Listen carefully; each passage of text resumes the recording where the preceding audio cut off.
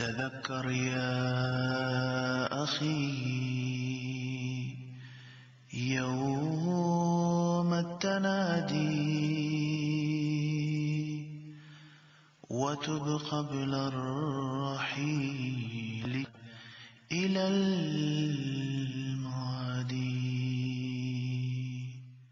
In this week's mini documentary, we're going to hear what the public has to say about the concept of death. I just think death is just the end, blackout, who were you before you were born is who you're going to be when you're dead.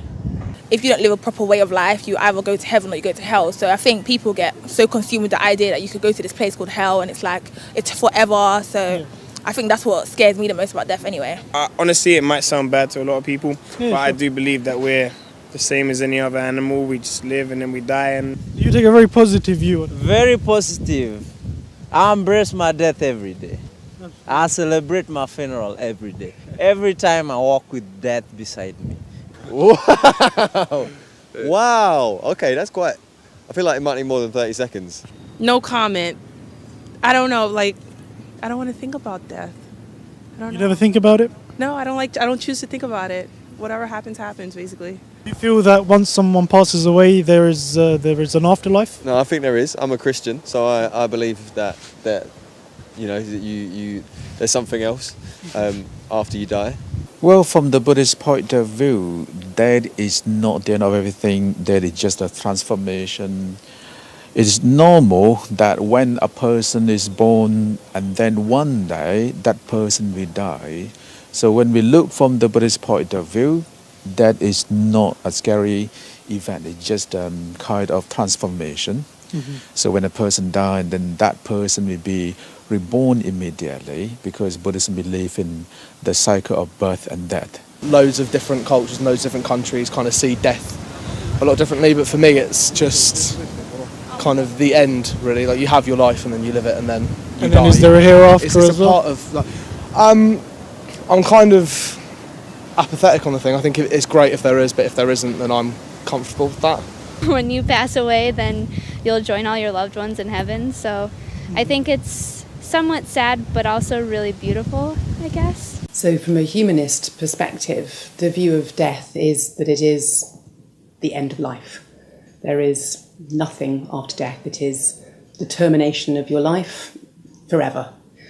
Stoics say if you want to know what it is like to be dead, then close your eyes and clear your mind and try and remember what it was like before you were born.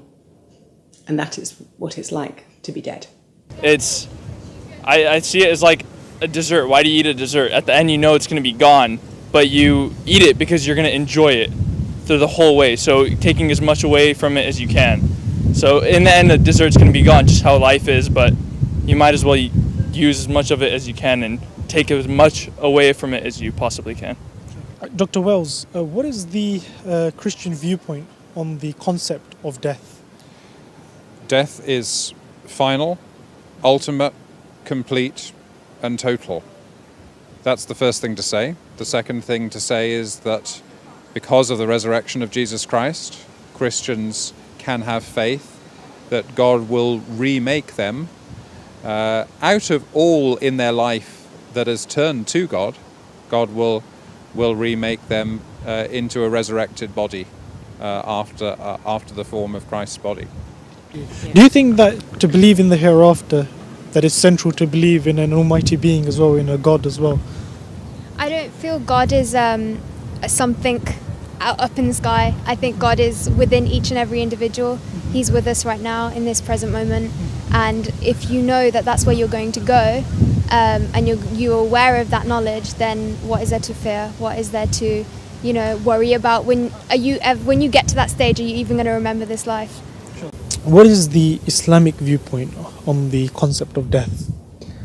Islam believes that this life is limited, and this life is just one stage of one's expanded life, as you say. And after this life ends in this world, the next stage is the hereafter, where you're judged according to your deeds, what you have done in this world, and God judges you whether you deserve a place in heaven or you go through the process of hell and eventually lead to heaven itself. So as the body perishes, the soul continues to live. And that shows you that the journey in Islam is not limited to this world, but actually there's a greater thing, a greater objective that one needs to achieve, and that's the relationship that it needs to build with God Almighty. And would you think that is the purpose of life then as well? Without a doubt, the purpose of life is not to aim for a heaven or a hell, but the purpose of life is to build that connection, worship that Creator who created us, which is God Almighty. And that is a great purpose in life. That covers your morals, that covers your spirituality, that covers, just day to day being good to people. But it's a purpose. And when you have a purpose, you always want to strive and better yourself. تذكر يا أخي يوم التنادي